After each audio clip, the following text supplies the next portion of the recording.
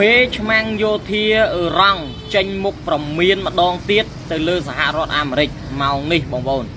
បាទបងប្អូនខណៈនេះកំពុងតែឡើងកម្ដៅខ្លាំងហើយមេឆ្មាំងយោធានេះកំពុងតែចេញប្រមានសហរដ្ឋអាមេរិកជាលើកទី2ទី3ហើយក្នុងថ្ងៃតែគេហៅថាថ្ងៃជិតដាច់ខែបងប្អូនតោះយើងទៅស្ដាប់ទាំងអស់គ្នាអឺរ៉ង់បានប្រមានសហរដ្ឋអាមេរិកកុំអោយនាំនាវាផ្ទុកយន្តហោះ UAS អាប់រ៉ាហាំឡាញ់ខាញ់របស់ខ្លួនមកចិត្តពេកដោយនិយាយថាវាអាចនឹងត្រូវបានកំណត់គោលដៅនិងបំផ្លាញប្រសិនបើវាធ្វើដូច្នេះបាទចង់និយាយថាតាក់ទងជាមួយនឹងយន្តហោះតាក់ទងជាមួយនឹង UAS ណាហើយនឹងនាវាដឹកយន្តហោះហ្នឹងណាបើមកចិត្តតំបន់កន្លែងហាមឃាត់របស់អឺរ៉ង់អាចថានឹងគេកំទេចចោលនៅក្នុងនោះគេហៅថាមេឆ្មាំងបដិវត្តក៏ដូចជាមេយោធារបស់អឺរ៉ង់ណាក៏គេបាននិយាយដែរឲ្យតែសហរដ្ឋអាមេរិកហ៊ានតែចូលមកគៀកនឹងខ្លាចជាចំណីត្រីជាមិនខានទេបងប្អូននេះជាសម្ដីរបស់មេឆ្មាំងយោធាអឺរ៉ង់ណាដែលហ៊ាននិយាយទៅដាក់គេហៅថាកងយោធាសហរដ្ឋអាមេរិកមកដល់ម៉ោងនេះអ្នកដែលខ្លាំងក្នុងចំណោមគេហៅថាប៉ះសម្ដីទៅសហរដ្ឋអាមេរិកខ្លាំងជាងគេគឺមេឆ្មាំងនេះឯងបងប្អូនមេឆ្មាំងនេះឯងអត់ទាន់បានត្រូវអីទេបើព្រោះអីដោយសារតែបងប្អូនយើងដឹងហើយឲ្យតែអ្នកហ៊ានកើនជាមួយសហរដ្ឋអាមេរិកមិនស្រួលមិនយូរទេអាចថានឹងគេហៅថាអាចនឹងស្លាប់ណាព្រោះអីដោយសារតែបងប្អូនដឹងថាពីមុនហ្នឹងការតាំងពីថ្ងៃវាយថ្ងៃទី28ខែ2មក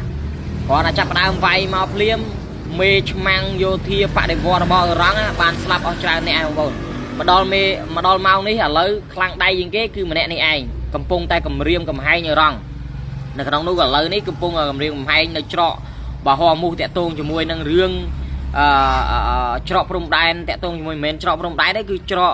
គេហៅថាឆ្លងកាត់ណាបាទសមុទ្រហោះមូសដើម្បីដឹកទំនិញឥឡូវកំពុងតែប្រមានយ៉ាងក្តៅកគុកទៀត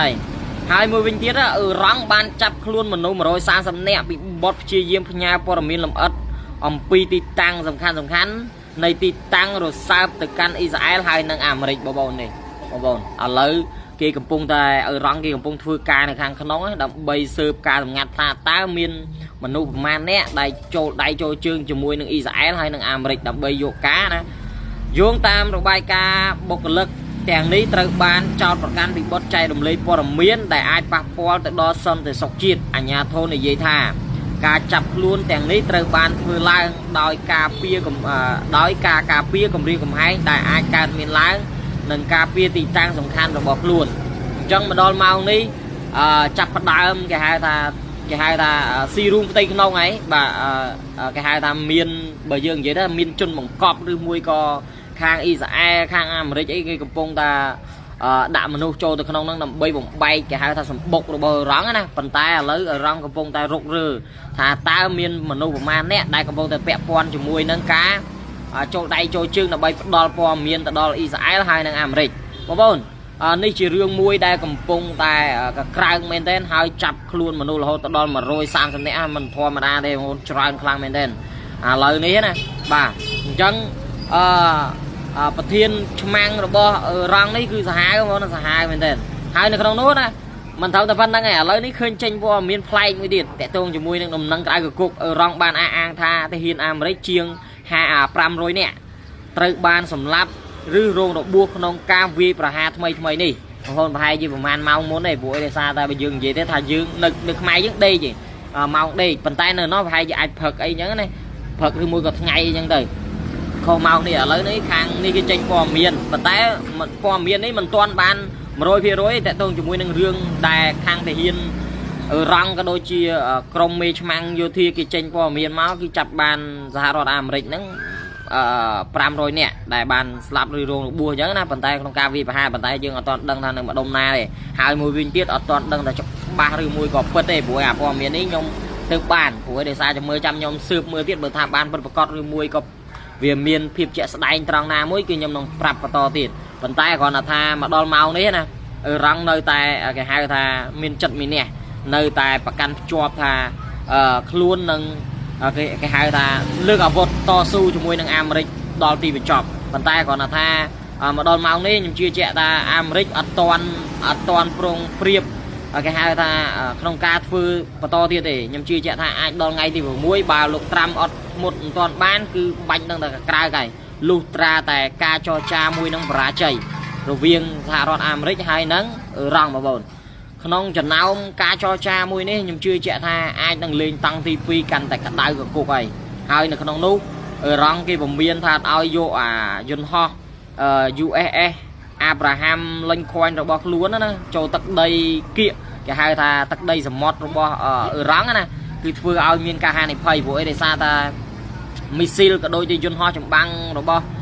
hạ rọt Americ nơi lơ John Ho nơi lơ Navy nắng ai thà vì tràn cường chẳng pe để pro nó bắt cá và bọn những đằng hay thà vì tranh mà đong men mùi đấy ai tranh má cứ tập prom này mà đong cái hai thà banh trong tri thống này hai mùi vinh tiết ở răng cái khai Americ cái vừa đào sùng ngát đó nè bộ ấy mà đòn màu ní cái cầm pông tay khai riêng luôn bộ ấy để xa ta miền top tham trường phong miền John Ho trong bang phong miền missile phong chẳng cái prom pre group lại chẳng hai bàn ở rong kia cầm pông tay cái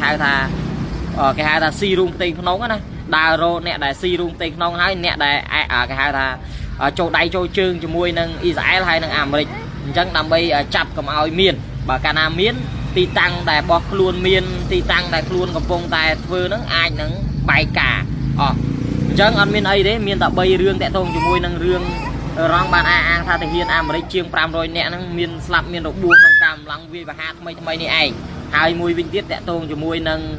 cá chập luôn mà nô đại cho vẽ con cho môi nâng tê Israel hay nâng Americ bà nâng mùi tiết tại tông cho môi nâng ca phòng miền đỏ cọ đai đây mà đó bà pi ở răng cầm áo non Navy USE màu chất đầm bon cây pi bà miền tập năng cho mưa tiết đó đừng là miền rương cái đai thì là của anh ngày nay ngày đi sam sa bài ai thang ngày nay nơi khang Americ đi mùi gọi răng ấy ai ngày đi mùi vậy cho mưa so phải ngày đi đúng không ai tam ta được không nè